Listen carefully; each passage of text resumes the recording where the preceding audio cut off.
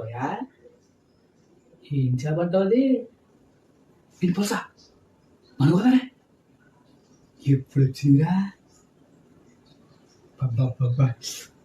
చెప్తే నోరు పోతుంది ఓ ఇంటికి పంపించే 5,000 ఇంద్రా బాబు అందరూ ఏడు చెప్తున్నావు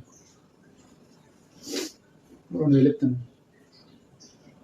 మరి నీకు ఎప్పుడు డబ్బులు ఆవినా మరి అవన్నీ కల్పించేస్తున్నారా పులుసు తినకపోతే గోదావరితో అర్పించుకోనరా మా నాన్న దగ్గరికి వెళ్ళాడు చేపల దగ్గర కూడా నీ దగ్గర కాబట్టి ఇంకా అడగ దొరకటి అదే ఏ చేప నీ దగ్గర వస్తుంది అనుకో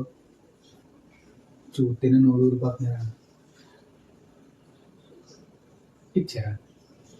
ఏదో పోనట్టు చేప చూడనిరా బాబు